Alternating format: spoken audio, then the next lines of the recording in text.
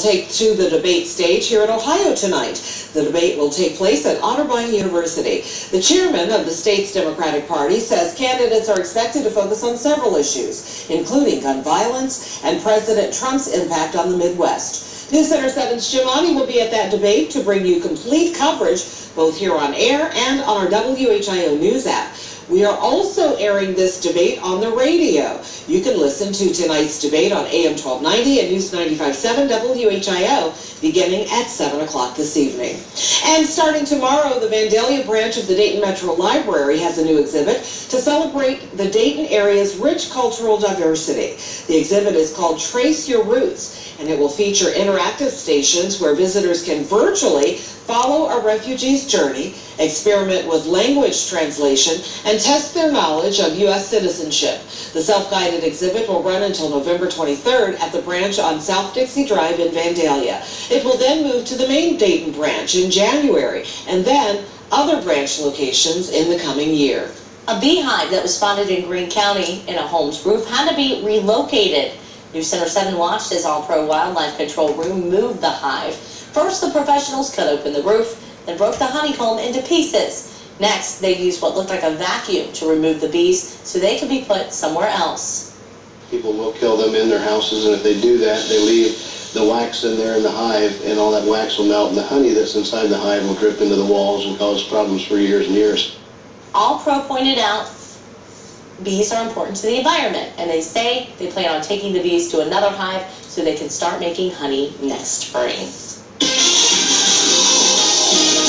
Looking forward to spring already because the temperatures, fall is a nice season, the colors are beautiful and all, right, but the temperature is leading into winter. I could do without. I know, it makes it harder to get out of bed, but we have to do it anyway. Yeah. Let's check in with Storm Center 7 meteorologist Kirstie Zontini. Good morning. Well, the good news is later this afternoon it won't feel like fall, it'll feel like spring because we're going to jump 40 degrees today and get into the 70s. So you have two seasons to prepare for. One is winter this morning, and then the second will be spring later this afternoon. Temperature-wise, we are cold enough that we're seeing some areas of frost develop. That's why we do have a frost advisory. So especially those of us north of I-70 in our far eastern cities here like Xenia and Springfield, if you parked outside, you'll likely have to scrape the car windshield off. Looking live in Dayton, we are dealing with a nice quiet morning here. Temperatures a little bit warmer at the Dayton International Airport. So a lot of those cities that are associated with a little bit more buildings and cement, urban areas, that's where you're seeing those temperatures stay a little bit warmer. It's the rural communities and the low-lying cities that are starting to see those temperatures really drop off quickly. So now we're down to 37 degrees in Greenville. We're at 32 in Salina, 36 in Wapakoneta, 34 degrees in Urbana. So it is a cold start to the day, and because we have those clear skies as well, we're even seeing a little bit of frost development. So as I mentioned before, it's going to be kind of confusing getting the kids ready today. They will need warm jackets for the morning. Once you head into the afternoon hours, t-shirts and jeans will be just fine for the second half of the day when we warm up to the low 70s. Live Doppler 7 radar is dry for now, but it won't last. As we go through the evening, that's when we'll start to see our chance for rain. So Futurecast does show bright skies this morning. You're dry through lunchtime. You're dry at the end of the day as well. Here's 5 o'clock.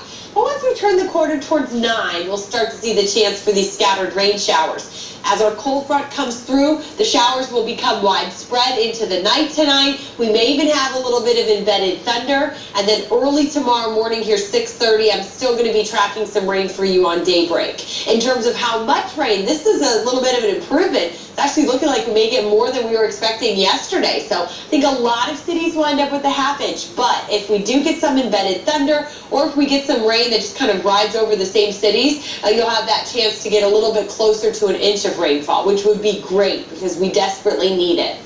Temperatures this afternoon will feel fantastic. So we do warm up to 72 in Eaton. We'll be around 71 in Urbana and Salina. So that's a nice big jump ahead of our cold front.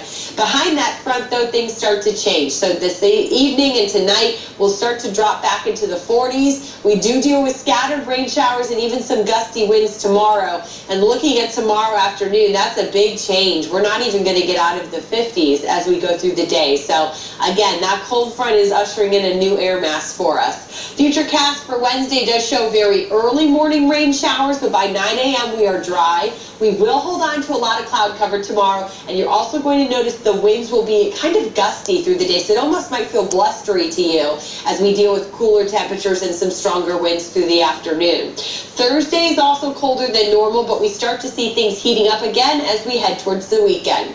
We bring you weather and traffic every 10 minutes. Let's get a check on the roads now with Sergeant Mark. Good morning, Sarge. And good Tuesday morning again to you, Kirstie. We've had a good start to our morning drive out on the freeway system. We've had good road conditions. Here's Interstate 70, and this is the camera by State Route 202. This is Old Troy Pike in Huber High. Still looking at light volume on this part of the freeway. We do have an accident that's got lanes restricted pretty much in all directions. That's in Springfield, Mitchell Boulevard at Belmont Avenue. I'm Sergeant Mark Bauer in WHIO Triple Team Traffic. Sergeant, thank you. News Center 7 headed to breaking news right now in Fairborn. Our breaking news team is heading to a hit and run accident on West Garland Avenue. This now is a live look from Traffic Tracker headed to that scene. According to dispatchers, the car left the scene after hitting one person who was walking in the area. It happened just before 5 o'clock this morning. We're told the person is talking with emergency crews. Once we get new details, we'll of course bring them to you right here on air and on our WHIO News app. It's 5:21 now, 43 degrees. A wage increase was supposed to put more money in the wallets of Target employees. My workers say it's not helping. Storm Tracker 7, the mobile weather center that allows our team of expert meteorologists to be anywhere in the community. Storm Center 7 is weather coverage you can count on.